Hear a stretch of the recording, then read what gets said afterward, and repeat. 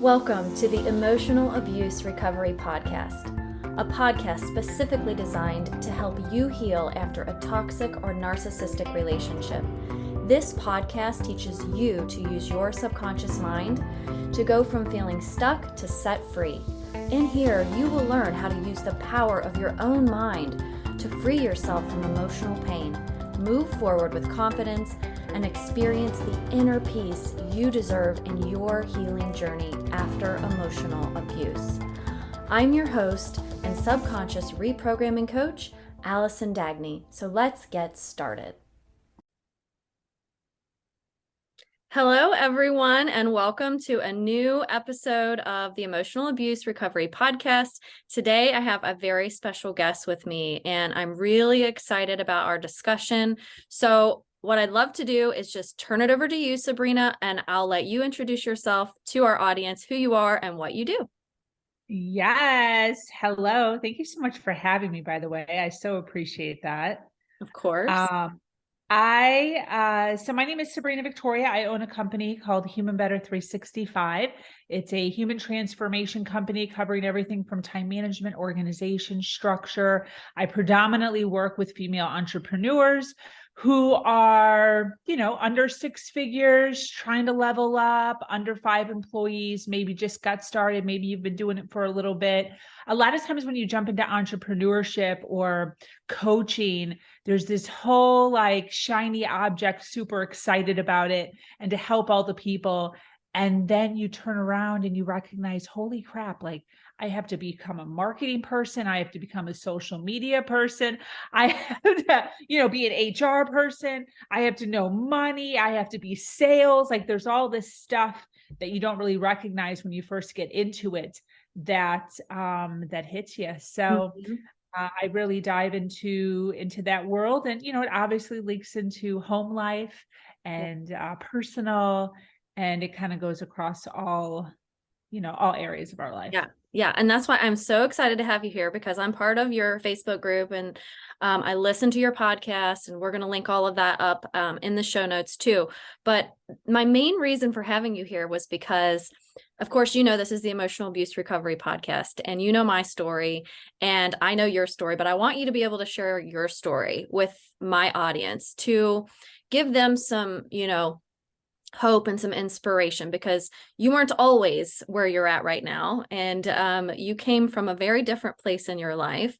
And I would love if you wouldn't mind to share some of your story with us, from your humble beginnings to the abuse that you experienced and to how you ended up where you are today. And what I'd love to do is sort of weave in the things that you do to help other people now with, like you said, the organization and time management, productivity, and all of that, because I think all of that is really, really important for us to level up, to heal, to increase our own productivity in life and help us, end up with better relationships across the board with family and friends and work and all of that. So, a lot of times on my podcast, I focus on the subconscious mind, and I know you're really familiar with that too, but there's all kinds of other things that we can do to help us heal. So I want to kind of weave that in as well. So tell us your story, because I really want everybody to hear it.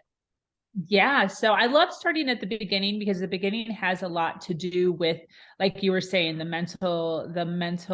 unconscious mind, and really why I kind of ended up where I ended up for so long.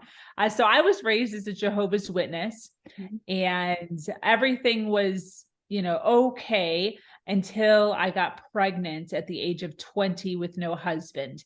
Emphasis on the no husband part, because Jehovah's Witnesses view that as a sin. And because of that, I was what's called disfellowshipped or disassociated or shunned.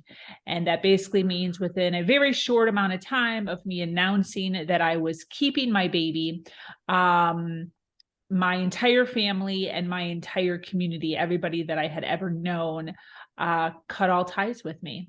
So I put emphasis on the decided to keep my baby part, because if I would have decided to secretly abort my child, my journey would have been totally different. And, that has a heavy price tag for me to pay to decide to to keep my child, which is just so weird to me.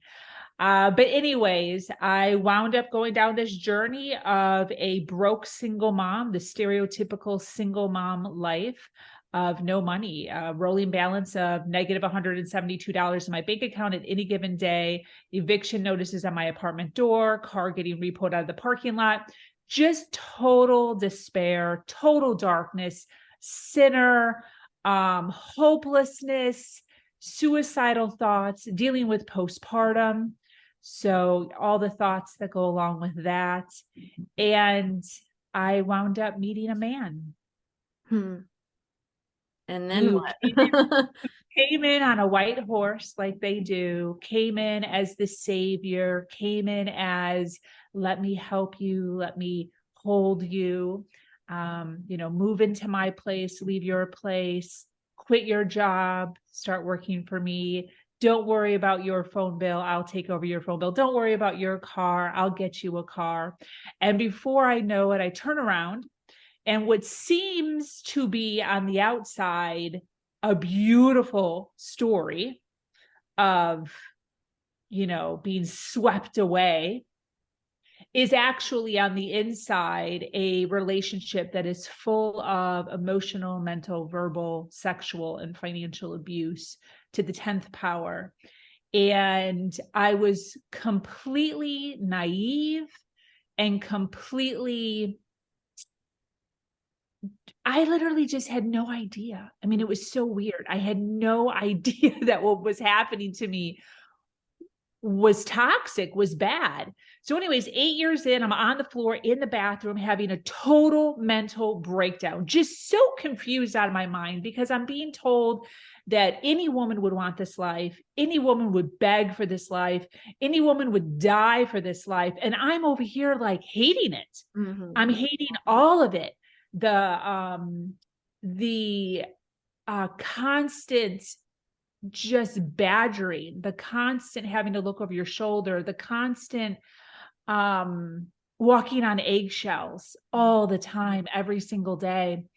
And so I was broke. I was broke in the bathroom, just crying, those of you, which this is what this podcast is, who've been in this situation, the broken, where you're on the ground and you're crying and screaming at the same time, where all of the emotion is just pouring out of you, is where I was. And I pulled out my phone. I always say Google saved my life. I Googled, why is my boyfriend bullying me? Because I didn't know any other vernacular other than bully. And the entire world of narcissistic abuse, toxic relationships, codependency, high empathetic vibes just hit me right in the face. And this is the key. And I think this is the key that really helped me. As I'm going down this rabbit hole, right? So pretty much all of us go down this rabbit hole, especially if they're listening to a podcast like yours, of what is going on with my life. And I can't believe that I've never known this. And how could I be so silly to think or to not know all of this stuff? The mindset that I quickly turned to, which I think saved me, was instead of me going into this rabbit hole of he's bad, it's his fault, it's my parents' fault, it's my church's fault, it's my abuser's fault, it's everybody else's fault, I very quickly somehow, and I'm assuming it was some sort of a podcast or something that I had read, seen, or heard, realized that there was a shit ton wrong with me. Yeah. And that's why I ended up in that situation. So because I was able to pivot from he's bad, he did this, he did that, all of these traits of narcissistic abuse are him, and how could he, and that blame thing that we all do, which is fine. I very quickly was able to pivot into, where's my power? Where's my control? Where am I in all of this? What can I fix personally to be able to pull myself out of this situation? So within a very short amount of time, I opened up a secret bank account. I opened up a secret storage unit, and I started to make money and save money. Wow. I mean, your story is really amazing because it just goes to show like you can pull yourself out. And that's exactly what you did.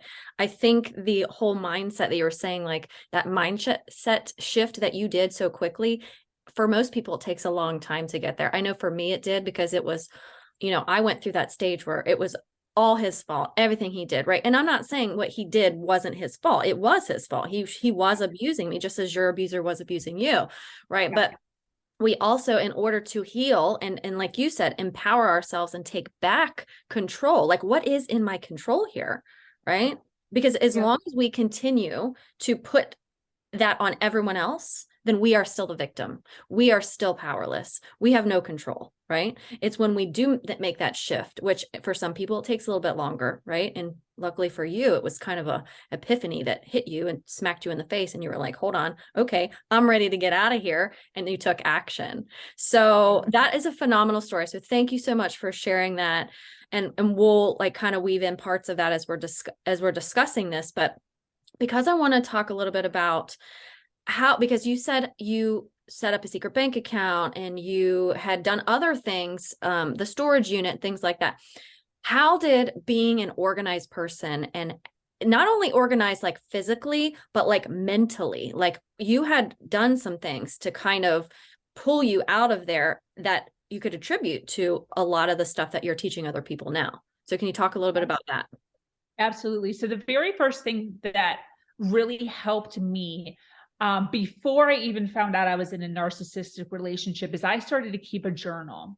So I didn't know what gaslighting was yet, but that's what was happening to me. So I was being told that these scenarios that I was pulling from the past of you've already done this or you already said this, and being told that I was stupid or silly or being overly dramatic or not remembering it correctly.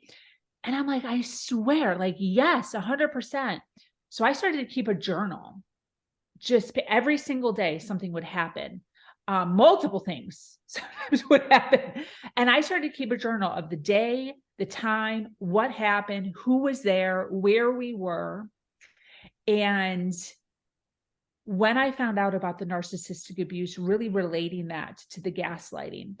So I think the reason that I was able to shift so quickly is I was already, before even knowing anything, kind of taking some power back. Like I was like, this whole me second guessing my stuff, me not trusting myself is like a serious problem. How do I take back control of this? So that was one of the very first things that I implemented, that was structured, that was organized, that was a daily or multiple times a day that I was going back to. So I was creating a cycle of habit. Every time something would happen, journal. Every time something would happen, journal. Every time something would happen, journal. So all I did is I took that same thing that I had been implementing for probably about a year at that point, and I started to do the same thing regarding collecting money, regarding taking steps. I just found a couple of weeks ago an old like thing that I had written out. It was in the back of a journal, the very last page of just a random journal. And it was the very first notes that I had written down regarding money. Like I had actually written, like, I need this amount of money by this amount of time. What are some ideas of some things that I could do to make money? Approximately how much money could I make per thing?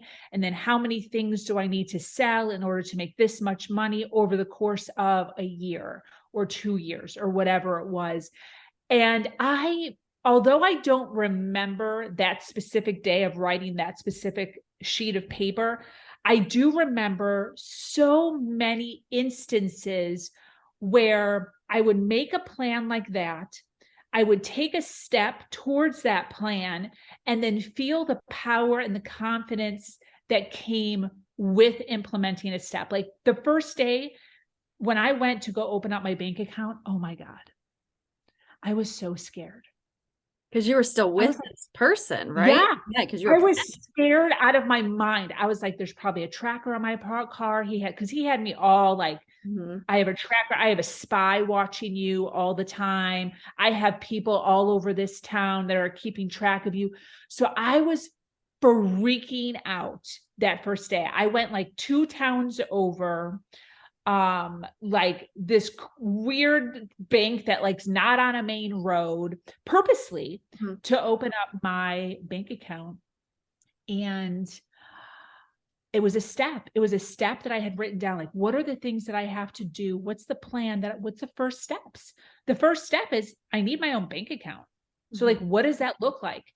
I have to find one. Where do I feel comfortable banking? Where do I feel comfortable going? I had to go to a different bank that I don't know, open it up in a weird town that I don't know in order to make sure. So I had to sit down and I had to create this plan of how to do what I needed to do, how to do it, and then take the action to go do it.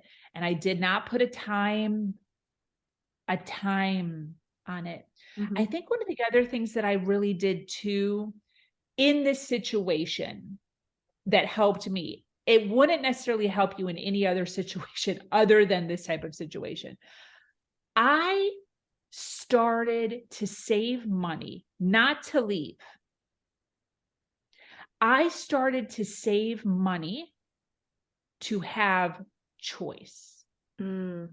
Some financial freedom or independence for yourself. Because this is what would happen. And I know so many of your listeners can relate to this. The love bombing and the trauma bond and the roller coaster is so dramatic that when it's good, you're like, what am I even talking about leaving this guy for? He's great. Like, he's awesome. Today was amazing. Why would I ever think about leaving this guy? And then it falls back down into this ridiculous hole of like, I need to leave right now. Like right this second, I need to leave. I can't do this anymore. Yeah. But when you hit that lull of like, I have to leave right this second, you have no money. Yeah. What are you So you gonna do? can't leave. Yeah. So what I did is I was like, listen, I just need something so that because you always think it's never going to fall that low again. You're always like, this is just a one-time thing. All the other times I felt like it was that low, it really wasn't that low because you're gaslighting yourself. He's Yeah. gaslighting you. So I started to save so that if we fell into that hole again, I would then have a choice to leave if I wanted to. And because it wasn't so heavy, because it wasn't so like drastic or such a huge pivot for my life where I had to think of what am I going to do with my son? What am I going to do with my son's father? What am I going to do with my stuff? What is too much? So I just am like, let me just start saving some money so that if I have a choice. And that just felt good for me. It felt light, it felt non-invasive, it felt calm. Yeah, it takes the pressure away a little bit because some people don't want to face the reality that they may have to get out. And because especially like you said, if it's an up and down where you are thinking, oh, things are great and then they're terrible and then things are great and then they're terrible. I mean, that's that cycle of abuse that we go through. Then at least it sort of relieves some of that pressure when it's not like, oh, I'm creating a secret bank account to escape, right? But maybe I'm just going to create this secret side bank account just for my own personal needs if I should ever need it. You know, maybe you need something that doesn't have anything to do with that. You still have it, right? It's there because it relieves that level of pressure. So what I'm hearing and what you said was what happened in your mind was a lot of planning, organizing your thoughts, right? Figuring out what you need, what you want, and then actually putting that into action, taking a step or a baby step or some sort of action to move you in the direction of your plan, right? And so what do you feel like is the hardest part for people? Is it like the organizing in your mind, creating the plan, or taking action? Taking action towards the plan. I think I it's think the I have hard. to agree with that. And it's it makes sense. Like, no shame on anybody who's going through this cycle, because, and I did this too. Like, I'd stop saving, I'd stop working, I'd stop hustling for, like, there'd be one day of just amazingness. And then that one day, even if the other days are rocky, it kind of like shifts through. And that one awesome day can actually shift through 2, 3, 4, 5 days. Then you're content for 2, 3, 5 days because it's the same rockiness that you're used to. So it's no big deal. So there's times when I was losing 2 or 3 weeks of productivity in saving money because of that one awesome day. Yeah. So it's kind of a mind fuck. Like, I don't know, I'm allowed to swear, but it really is. Like, it is tough. I mean, it's mental. Yeah. It's mental. So you need mental capacity to organize, to structure, to plan. You need your mind. And if your mind is being all fogged up with just lies and deceit and gaslighting, then it could get kind of heavy. You have to be smarter than yourself, and you have to be smarter than your partner. You have to, like, really level up. Yeah, you do. I can totally relate to that, because in my story, I remember when I found out it was narcissistic abuse, and it was like the light went on for me, and I was at the point where I'm ready to start planning and get the heck out of here.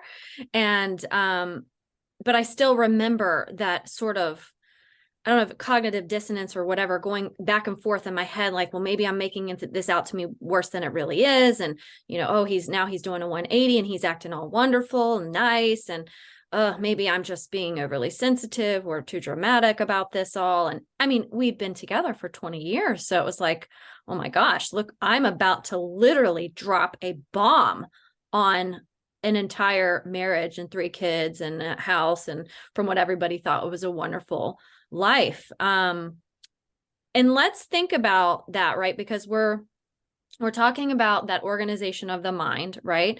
And how you were able to make a plan and create some action steps, right? And it wasn't even like it was over time. Like, you were taking baby steps, you were putting a plan together and creating action. So this, I think, is really important for healing too, right? So let's fast forward to once you've made it out of that relationship, right? And now there's the healing part. There's the, oh my gosh, like, I made it out. I'm on the other side. Like, yay, like you conquered that mountain. But then there's like another mountain. It's like, oh no, now I have to heal from all of this.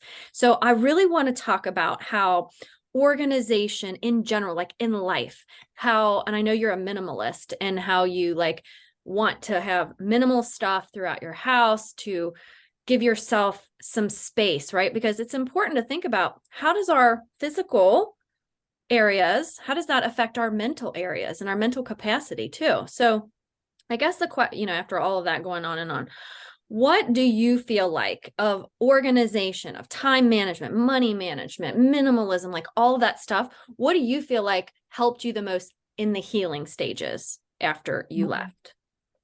Money. Really? Yeah. Okay. And that's a tough one, because especially in the female environment, it's just not kosher to go around talking about money. But honestly, I mean, one of the things that my abuser said to me all the time, he said 2 things to me all the time. He said, whoever has all the money has all the power. Do you have any money? Right. So you have no power. Mm-hmm. And then he would say, whoever makes all the money makes all the rules. Do you make any money? No. No. Because he wasn't fucking paying me. Right. To work. Exactly. So, I mean, after getting drilled with that for well over a decade, 13 to 15 years, being told you'll be back within 6 months because you'll be living in the back of a dumpster, living in a cardboard box, being told you'll never make over $31,000 a year, which is just such an obscure number. Right. Yeah. And, so when I first left, and this is my personal story, right? This is my personal story. When I first left, I dove head first every second of every hour that I was not with my son and not sleeping. I took on the persona of a squirrel looking for nuts, just everywhere looking for money. I was digging for money every single day. And the more money, AKA freedom, I had, the stronger, the more confident, and the more courageous I felt. And there came a point, probably a year, 2 years, where I breathed, where I could like breathe. And I recognize that I can do it on my own. I recognize that I am capable, that I am powerful, that I am courageous. Everything he said was a lie, because there's always this thought process of maybe he was right. Mhm. Maybe I was wrong. Maybe I am dramatic. Maybe I am overly emotional.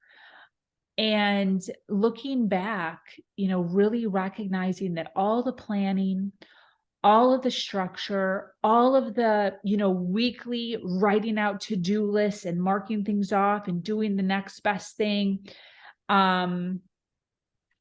worked. Wow. It worked. Yeah. And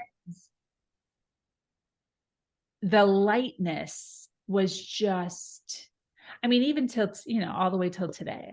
It's just, I think back sometimes, I'm like, I can't believe people live like that. Yeah. There's people that are living like that right now, and they have no idea that there's like this other way of living. Yeah. Well, and it That's sounds, yeah. And it sounds like, he was conditioning you throughout the time you were together to believe all these things about you so that you would not leave, right? Because if you believe that you're incapable, or you believe that you're going to make 31, only live off $31,000 a year, like all these things, right? That's to instill fear in you, keep him in a position of power, keep you in a position of inferiority and dependency on him, making him the authority on your life, right? Versus you knowing what that is. And then all of a sudden you stepped out and were like, hold on, I'm going to discredit all of these lies. Like, I think that's the key there. I think a lot of times people don't necessarily discredit the lies. How did you get to the point where you were like, hold on, no, this isn't true. Like, I am capable. I can do these things. Like, how did you get to that part of your life when you were able to do that? Yeah, it takes time. It Okay. really does. It sounds, first of all, in the beginning, it sounds impossible. But when you're in the middle of it, it just sounds stupid. But it really does. It takes discipline. It takes time. It takes self-awareness. It takes a lot of reading, listening to podcasts like this, diving into other women's stories who have similar stories as you, even just hearing you repeat that, like mom, 3 kids, for somebody who's a mom with one child, and that child was not the son of the man I was living with, hearing your story makes my story lighter. And this is why it's so important to share, because it's like, looking at my story where I was, I'm like, there's no way I could leave. Like, we're fully dependent. But then I hear something like this, where I'm like, 3 kids and married to the father. Holy crap. How did she do that? Yeah. That's even heavy. I wasn't even married. So it's so important to be diving into stories of people who have done things similar to you, and recognizing that there are people all over the world who are pivoting and making changes to their life when they recognize that their partner is no longer serving them in a positive way. And they are sitting down and they are creating plans. They're actually creating a plan to leave.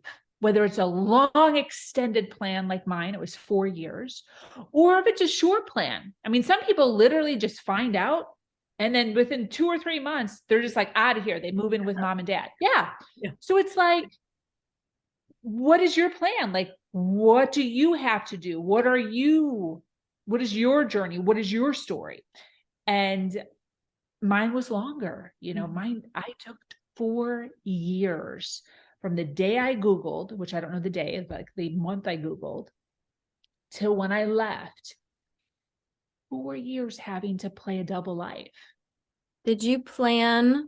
So like, obviously that 4-year stretch of time, we have an understanding about how that happened and all the planning and organization and action taking that you did. When you finally got out of that toxic relationship, did you, because you said, the discipline, the self-awareness, the podcast, the books, all that stuff for healing, did you have a plan in that part too? Were you like, look, I am gonna do this, this, this, this, and did you have a plan there? Or was it sort of like, I'm just gonna do all the things and absorb all the things that I can in order to move myself forward? Are you saying Afterwards, when I was when you leaving, or start, after? no, afterwards, like when you were out of the relationship, and maybe this goes back to the money thing where like the planning to move you to a more empowered state. Yeah, I mean, that's all it was. So I did research. I did a ton of research I Googled, I mean, if you want actual steps, I Googled ways to make money from home, ways that single moms make money, how to make quick cash in under 30 days. And I just wrote notes and notes and notes of all the things that resonated well with me that I could do, right? Some of them were like, be a gamer. I'm not actually being a gamer, but you have to like read stuff and listen to stuff, write down the things that resonate with you that you are capable of doing, and then try it. Yeah. So one of the first things I did was Airbnb. I had never done it before. I had no idea how to do it. Low key scared to do it. Did a bunch of research and literally just opened up 2 bedrooms in my house. I went to Goodwill, or where did I get my mattresses from? I don't even remember. I think Walmart, got 2 mattresses. I went to Goodwill, like 3 Goodwills, and I got all gray sheets, gray pillowcases, gray towels, gray, mismatched, but just all gray for both. I think it cost me like maybe $1,000 to get both rooms set up. And I was charging $30 per room. I was sold out every single day immediately because I priced myself low. So I was literally making $1,800 a month. That was my rent. Wow. Yeah. And that's just because of Google. Like you literally just used what was at your disposal. Like, look, we have, like you said, there are books, there are podcasts, there is a free Google search that you can do every single day on any type of topic you choose. Yeah. So I did that research. What could you do? Then I'm like, okay, let me just see about Airbnb. I watched 3 videos on Airbnb. What do I need to set up an Airbnb? Watch 3 videos. Okay. You need a bed, you need sheets, you need snacks, you need a directory, you need whatever. I wrote it all down and I said, okay, how much money do I want to invest in this? If anything, do I even want to invest in this? I don't know. So then I went to Airbnb and I'm like, I want to rent a home in Boca. Are there any homes in Boca even being rented? I don't even know. So I looked it up as a guest who would want to rent. What are they renting for? They were renting for anywhere between $45 to $90 a night. I'm like, cool, I can do that. I did the math. 45 multiplied by 30, how much is that? I'm like, oh my God. Even if I do half of that, that is worth the investment. Yeah. So I went all in. I'm like, I make a decision. You have to research, you have to plan, you have to make a decision, and then you have to act. You have to do the thing. So I just went out literally that day. I made a decision that day. I'm like, I'm doing it. Went out, got 2 mattresses, went around, got sheets, set it up. Within a week, I had 2 Airbnb set. That's it. I priced myself low at $30. By the time I ended, I was at $45 to $50 a night. Because you raise your price once you get enough reviews. And yeah, and so I did that with everything. I did that with eBay. I started a Fiverr. Fiverr was another way. I made a ton of money on Fiverr.com, ton of money on eBay. OfferUp. I was doing garage sales and flipping stuff out of my house. I mean, There's so many options. there's money out there, but you have to figure out what works for you. You can babysit, you can dog walk, you can clean houses. I mean, there's so many things that you can do outside of a 9 to 5 to make extra money, to make sure that you survive and you don't have to go back to that relationship or fall into another relationship that's very similar. Because when a woman does not have money, there's room for misalignment with partners. Mm-hmm. Yeah. There just is. You're not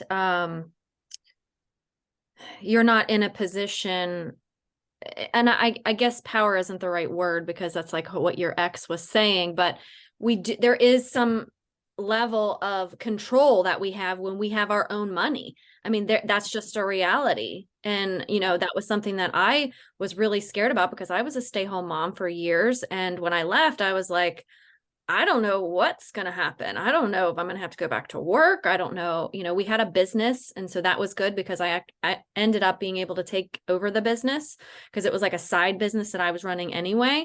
So I was able to secure that in the divorce. But I know not everyone has that. I know not everyone has that that good fortune. So it's doing these things like you're saying that help empower you, so that you have your own wallet, your own sources of income to do the things that you need to do to either like get out of a relationship or prevent you, because now you're not reliant on someone else. Because think about when you started into that new relationship with that guy, he swooped in at a time when you were really vulnerable. Oh, I'll pay for this. And oh, you don't have to worry about that. And you can come live in my house and I have a job for you. Like, wow. Like I'd be thinking the same thing. Like, oh my gosh, this is my meal ticket, right? Like, and he's wonderful and he's nice. And this is going to be like, a fairy tale, like amazing. But doing these things, like that was the one thing I said a long time ago, was that when I became a stay-home mom, because I'd already been in the workforce for like 5 years, as soon as I became a stay-home mom, that was the end. Like that was the end of my independence. That was the end of my freedom, because I now was totally reliant on him.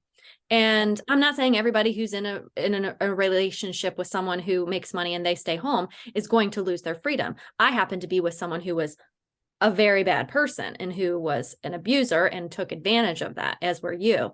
So the discipline, the self-awareness, I think part of it too, I don't know what you think about this, but I think part of it is discrediting the stories that we have in our heads that, oh, I couldn't clean houses, or, oh, I could never run an Airbnb, or, oh, I'm not equipped for that, right? We have to discredit those stories too, because if we keep telling ourselves that, we're not going to get to the point of being able to create that plan and take that action, right? Yep. You know what really helped me with this is, do you ever listen to Lisa Nichols? That name sounds really familiar. She is a fabulous, powerful African-American woman who is just a brilliant storyteller, single mom, led a very similar life, not quite, but like similar.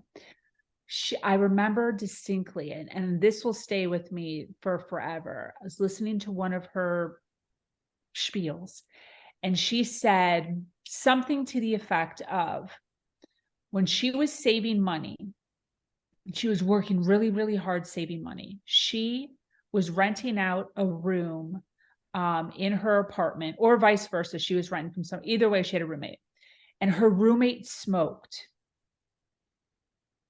And she said she would have to put a towel around, like towels around her door and underneath her door, and close all of her vents to not be around all of the smoke. She would go into the regular side of the house and it'd be all smoky. And she said, did I enjoy those conditions? No, I hated it. However, you have to be willing to be uncomfortable to make your dreams come true.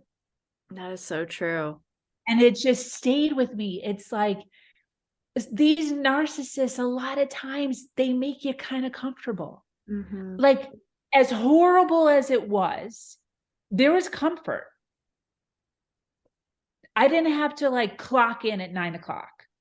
I could go in at 6. I could go in at 8. I could go in at 10. Sometimes we went out to breakfast and we wouldn't go until 11. You know, there was flexibility in my day. I was driving around a beautiful white, fully loaded BMW. I mean, that's comfortable. Comfort. Yeah, absolutely. You know, anytime I wanted a massage, because I'm stressed to all hell, he'd just hand me cash. He'd hand me $120 cash. Go anywhere you want, girl. I got you. That's comfortable. Mm-hmm. So there's things that they do. It might not be to that, or it might be even higher than that, right? We lived in a really nice house. There was never anything wrong. He took care of everything in the house. He took everything with the car. It was comfortable. But the idea is the mental, emotional, sexual, and financial abuse worth the comfortability? And this is where we know that this invisible abuse that some people say is and some people say isn't, it is. Mm-hmm. Because nobody in their right mind would leave comfortable for something that's invisible, unless the something that's invisible was so bad. Yeah. It has to be the fear. Yeah, the fear of staying has to be worse than the fear of the unknown, right? If you leave. Yeah. I can still remember when I told my best friend that I was divorcing my husband before I had told him. I sat down with her at a restaurant and I told her, and she looked at me and she said, "You're just going to get up and leave that big, beautiful house?" Yep. And I said, yep. Fuck that big, beautiful house. Yep. I'd rather live under a bridge with someone who treats me good than live another day in that house. And that to me, that's where I had that epiphany, was like, absolutely not. Like, I was losing myself. I was losing my identity. I had no freedom. I was completely in a cage and in control, under his control. And I was like, so over it. So it's, you know, I love that phrase that you said about that Lisa Nichols said, but we have to reach a state of being uncomfortable or we will never change. We will never change. Yeah. It's just 100. The truth. I mean, and a lot of times, yeah, go ahead. You just said something that reminded me, one of the things that triggered another trigger, right? Because we have lots of triggers that get us to the point of leaving. It's never just like one thing. There's usually a few things and then maybe one main thing. But what you just said reminded me of a conversation that I had with my ex. We were driving down the highway and there was a lottery billboard to win the lottery. It's like an insane amount of money. And he's like, "Oh my gosh, what would you do if you won that money?" The very first thing that I thought of was, I said to myself, I would leave your ass immediately. Yeah. The day that I won, if I had a check or didn't have a check, I would just leave. I didn't say that out loud, obviously. I said something else. But that was another thing of like, it's just money. That's the issue. It's just, I don't have any money. If I had money, I would not be here. There's no love. There's no affection. There's no emotion. There's no attachment. There's no love. It's just a lack of money. That's the only thing that's keeping me here. And when I realized that question, and the instant thought that I had was my trigger of like, holy shit. Mm-hmm. That's the only reason I'm here, because I have to be. I'm stuck.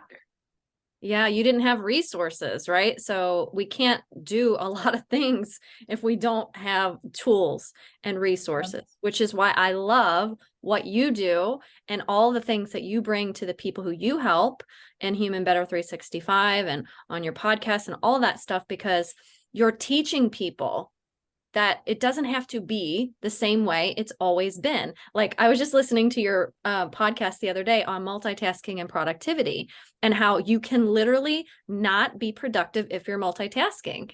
And I was always one of those people, especially in my marriage, where I was constantly trying to multitask and tried to do all these things. I would break dishes, I would run into things, and then he would always accuse me of being, careless and irresponsible because I was trying to be everything.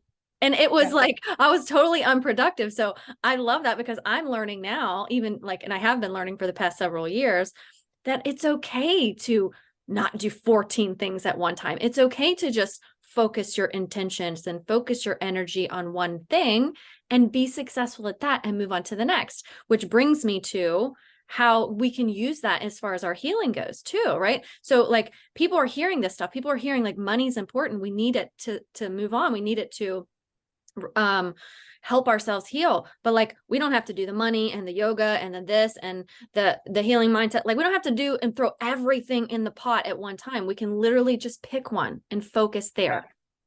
Yeah. So Definitely. that's what I think is super, super important. So I love the messages that you have. I love how you bring all this stuff kind of really cohesively together. And you've been able to turn a really awful situation all the way back from, being that single young mom who was shunned from her family to now you're turning this into helping other people to support their dreams, to support their visions. So what is the biggest thing that you would tell my listeners as far as like, okay, a lot of the people who are listening have experienced very similar stories to you and mine, and they're trying to heal from all of the lies that have been pressed into their minds and all of the limiting beliefs that they can't make it or they won't be able to do this or they can't start a business or an Airbnb or whatever, right? What would you tell those people? You can't unknow something that you know. You can't unknow something that you know. Okay, so expand on that a little bit. You just learned a bunch of stuff here. That's right. Yes. You can't pretend like you're naive. You can't pretend like you didn't know. You can't pretend like you're stupid. You can't pretend, you're stuck or it's impossible because you just listened to the whole podcast. So you just listened to a whole podcast of a woman who was in a prison where she had no money and her abuser had her convinced that she was being watched every moment of every day, whether it was through GPS tracking or whether it was through somebody. And that woman still, over the course of a long period of time, 4 years, still was able to create a plan and still was able to escape. So you can too. So you can't pretend to not know that. You now know. I love that. And that is so inspiring because a lot of people get stuck in a mentality where they think it's impossible. There's no way that that's out there for me, but I'm here to tell you, I'm the story too, right? I'm the story too. I never thought I would ever be an author. I never thought I would ever have a podcast. I never thought I would be helping other people in the same way like you are. And it is possible, right? So we have to sort of start discrediting those things. And when you know something, right, you can't unknow it. Now you are able to take that with you and use it, right? Use the tools, use the resources, use the information to help yourself along your journey. I love that. So thank you. Tell me, I always ask every guest on my show something that not a lot of people know about you, Sabrina. Oh my gosh. What? Something that not a lot of people know. Oh my God. Everybody knows everything. What is something that not a lot of people know about me? Oh, I'll share one that probably nobody knows. Okay. When I don't think I've ever said this out loud ever on a podcast. Okay. Do you feel comfortable? When I was, how old was I? Maybe 27-ish. When I moved to Florida, I got a nose job. This is not my nose. Oh, well, it's beautiful. Thank you. I love it. It had a big bump on it. I had a big witch's nose. And it's hereditary through the family. My dad had it, his dad had it. It's more of a manly nose. And so I had the hump shaved off. And I don't think anybody knows that. Well, everybody knows it now. And as long as you love it and you're cool, then that's all that matters, right? There you go. That was good. All right. Oh, you're amazing. I love you. So tell everyone that, well, first of all, thank you for being here. Thank you for sharing all of your story and all of your wisdom with us and inspiration, right? I find your story very inspiring, and I think a lot of people need that these days. So thank you. Tell me where people can find you, how they can connect with you, what you're up to, so that if they want to reach out, they can. Yeah. So I love to send people just to my website, sabrinavictoria.com. That's my name. Has all my stuff on there. The thing that I am most proud of at the moment that I am working diligently on is an enormous community called Her Nation. I am working on building the largest all-female community in the world. If you go to our Facebook group, it is hernation.life, and you can join us. It is a room full of women who are up leveling, who are open to suggestions, who are evolving, who are cycle breakers, and who are, pivoting. They're trailblazers. They're changing it up, and they're doing things differently than their generations previous to them have done. And they're excited about it. And it's an extremely active group. I'm super proud of everything that we've done and everything that we're building. And any listeners here who are looking to up level in any capacity, I Yeah. encourage you to. I'm in there. I'm in that Facebook group and I love it. And it is a wonderful place to be. And I think the takeaway here is that if you can create it in your mind, you can create it in reality, right? If you can think it up, if you can be inspired by someone, if you can get someone's ideas, or if it, triggers some sort of transformation in you, or inspires you to write a book or start a blog post or a Facebook group, whatever, right? Be inspired, use other people, use the tools, use the resources that you have, and make something, right? That's the wonderful thing that we have as human beings, is we are creators, and we're able to do things that if we can just think it over, we can just, and that's what you were saying, like everything that you did, you created in your mind first, right? Yeah. You created it in your mind, and then you put it on a plan, and then you made it happen. And so I love that you're able to share all your inspiration and wisdom with us today. Is there anything else that I didn't cover that you wanted to mention? I love that you're saying this, because I was actually just going to cut you off, because I'm being pulled to share this one last part of my story for some reason. So I try really hard to listen to my gut when that says, Okay. if you're okay with that. Absolutely. 100%. Okay. So for those of you that are listening and who are working on a plan to get out, bravo.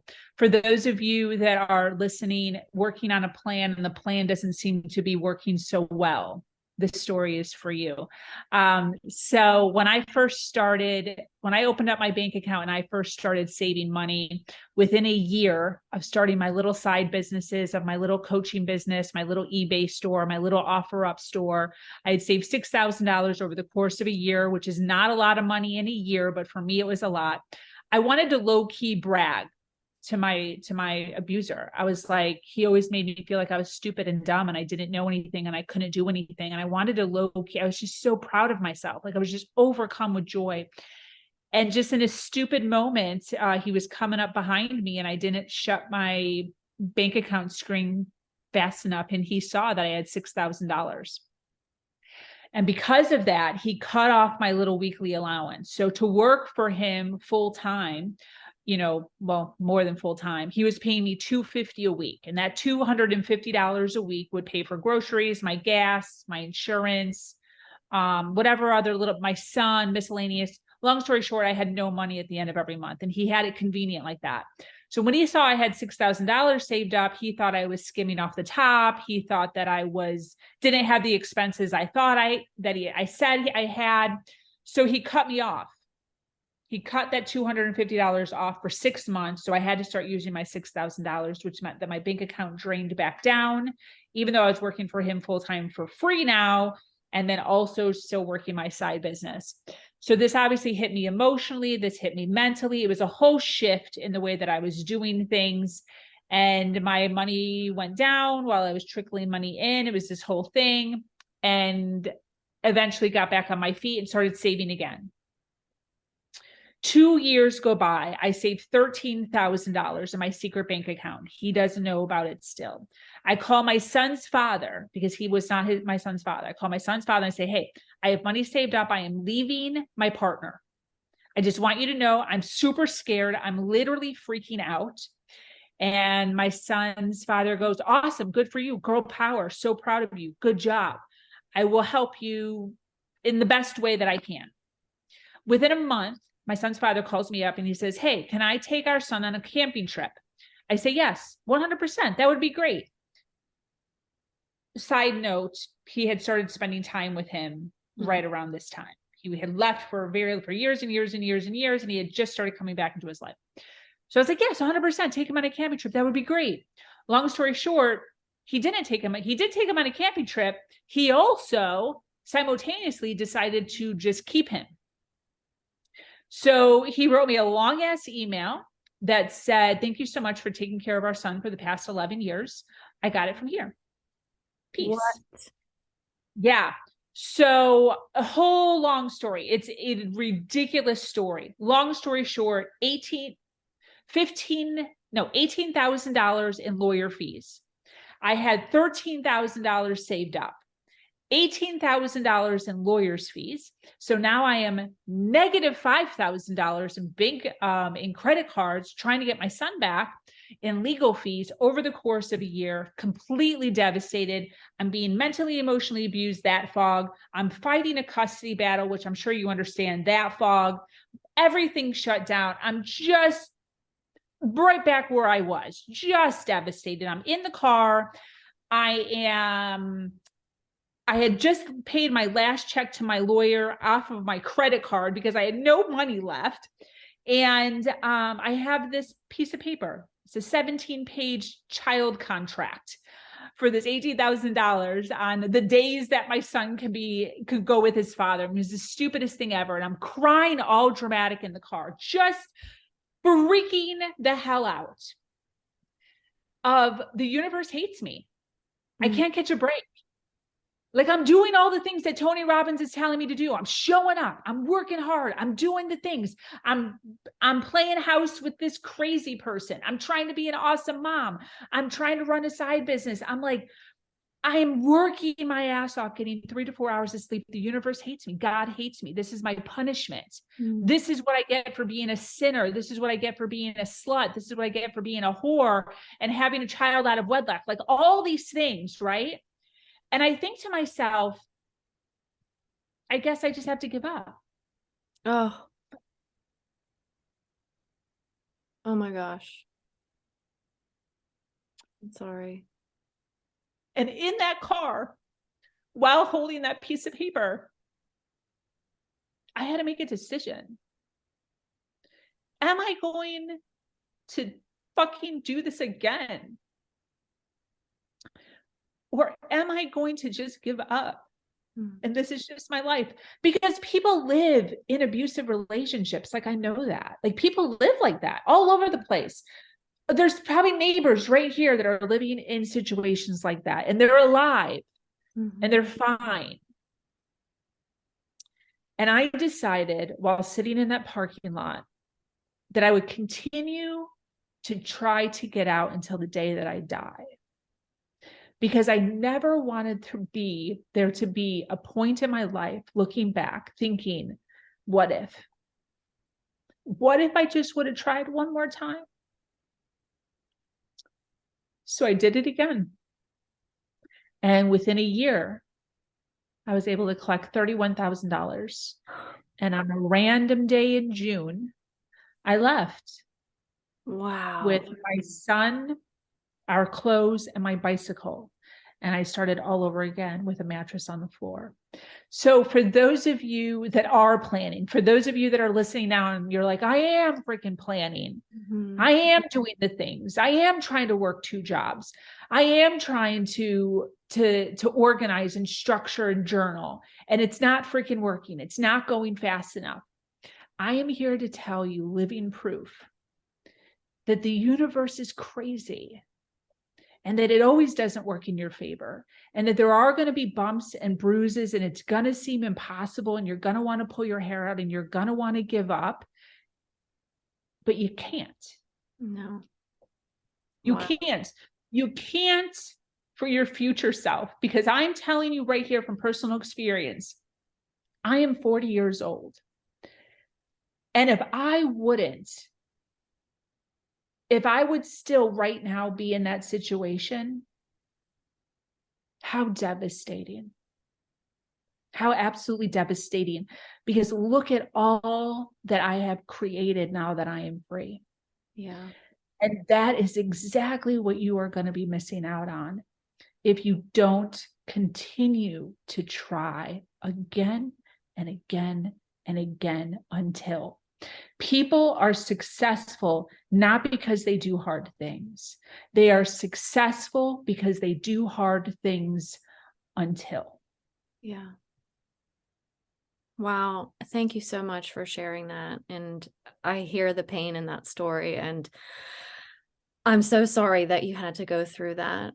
But I see the light in you, and I see just how you have transformed something so absolutely devastating because of your ability to pull yourself out of the darkness and never giving up. And, you know, you got your son back and you got out, and now you are spreading your light to the world, and you are inspiring people. And I'm hoping that even if just one person hears this story today, that it makes a shift in them and lights a fire or starts a spark, right? Because that future self of the Sabrina today can look back at that person and hold her and feel sorry for her and have compassion for her and understanding for her and thank her for never giving up, right? But also that old version of Sabrina can look at you, the current future self, right? And be like, wow, right? And that's what other people can see too. So I love that. And I'm so grateful for you to be here and so thankful for you sharing that. I love when people have those inspired thoughts and feelings and emotions to share, because it only helps other people. So thank you. All right. So again, we can find Sabrina on the Facebook group, hernation.life. And I'm going to also link your podcast and that Facebook group and all of that, all the things I will link in the show notes. If you'd like to reach out to Sabrina, please do so. And can't wait for our next conversation. And thank you so much for being here.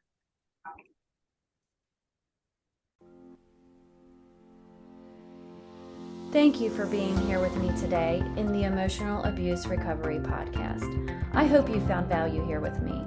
If this podcast episode was helpful to you, I'd love for you to hit subscribe and leave me a review. My goal is to help you go from feeling stuck to set free. You can find me on Instagram and Facebook, and you can check out whentearsleavescars.com for more resources and information to help you with your own emotional abuse recovery. Until next time, here's to believing in